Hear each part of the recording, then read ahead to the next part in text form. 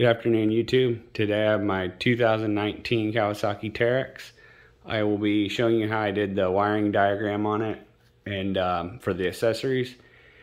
But before we get started, if you don't mind, like the video and subscribe to my channel. I'd greatly appreciate it. And then if you have any questions, feel free to leave those in the comments. All right, before we get started, I'm gonna show you a couple things that I would highly recommend getting for this project. Dielectric, I would use this on any of your like plugs, and that's the existing plugs. I went through and just put that grease inside there, and it's supposed to keep any water out. Some of that factory plugs do not have very good seals or no seals at all, so that's going to keep the water out. And then these are heat shrink plugs, so once you crimp them, you heat shrink them, and it's supposed to be watertight to keep the water out. And then these connectors as well, I don't know what they're called, but I will put those in the description. All of the stuff that we talk about today I'll put in the description, so if you want to go purchase. All right, so let's go and get started. One other thing also is I would definitely get a pigtail for charging, so when you are you get home and you need to charge it, you can just grab one of these there's like a trickle charger, and you can throw that on there, and that just tops your battery off, and that way you don't have any problems with going to start it, the next time after you've been riding all day, listening to music and stuff. You want to go and start it and then not start because of all the accessories running. So anyways, the system that I will be showing you today is going to be just the switch and the relay and then the fuse block. If you have any questions about adding the accessories, just let me know and I can make another video on that. But today we'll just be covering just how to power the relay and then from the relay to the fuse block. So just to give you a quick rundown on how mine is set up, is my master switch, and I'll show you in this diagram. My master switch inside, once I turn it on, it's going to power my relay, and then my relay is going to power my fuse box, which is right here. And so any accessories that come off the fuse box will not work unless my master switch is on.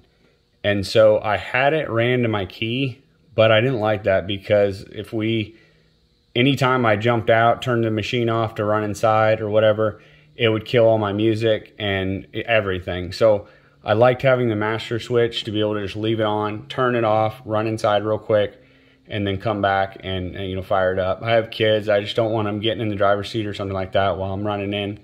And as far as running the battery, it's not running for very long, so it's no big deal. And then having that trickle charger will help as well so when you get home. But for me, it was the easiest way of doing it. So you can run it off the switch or you can run it off the master switch.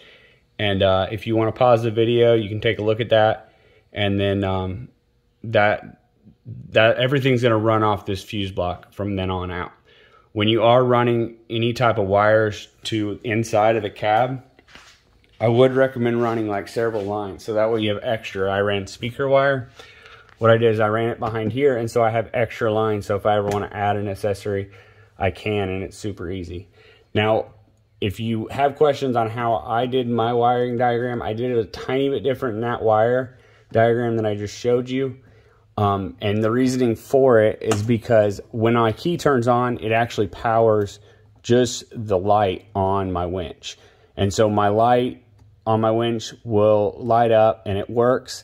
But if I turn my key off, my winch is not going to work. And then it also powers just this bottom display.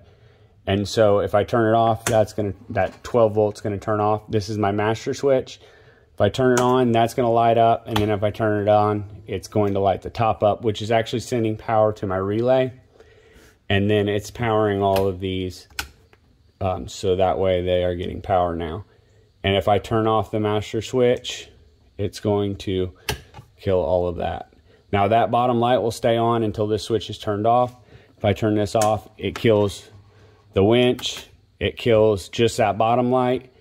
But it doesn't actually kill these. I have to turn this off for these to be cut off.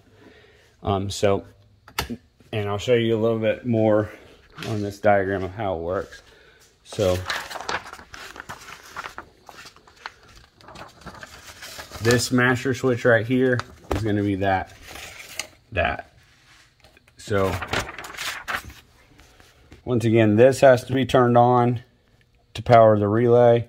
And once the relay is powered, it's going to power my fuse blocks, which this fuse block powers these guys.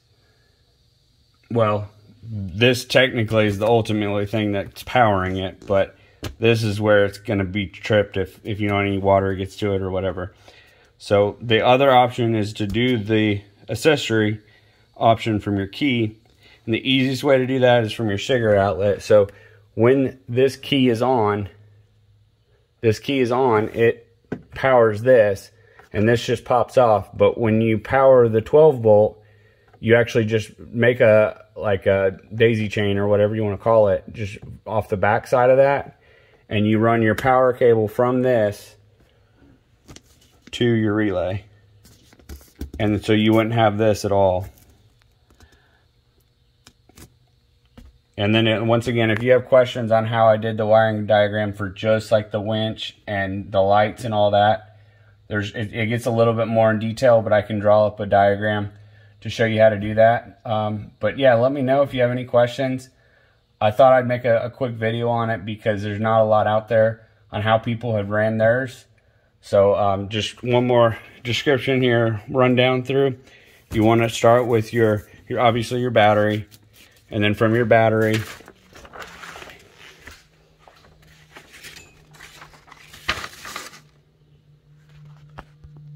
all right, so you're going to start from your battery and then go to your relay, which I put my relay right here. And then you're going to have your master switch. And I just ran like speaker wire. It was like 12 gauge speaker, 16 or 12 gauge, I can't remember, into the cab and for my like master switch. And all that master switch is doing is it's powering the relay. The switch isn't taking the load. It's actually the relay that's taking the load. And then the relay transfers the load from the battery when that switch is triggered to your fuse box. And then your fuse box is distributed through these guys right here. Each one can be a different accessory, is going to be transmitted out to the accessory itself. But then keep in mind, you do have to run from here into your cab to your switch, and I can show you how to do all that. That will be another video. Just let me know if you'd like to see it. And this is the setup here as far as the fuse box. But once again, this video today was just going to be on the powering the fuse box, the relay, and the master switch or accessory, whichever one you decided to do. But yeah, I appreciate you all watching. Once again, let me know if you'd like to see another video on this. You have a great rest of your day. Thanks.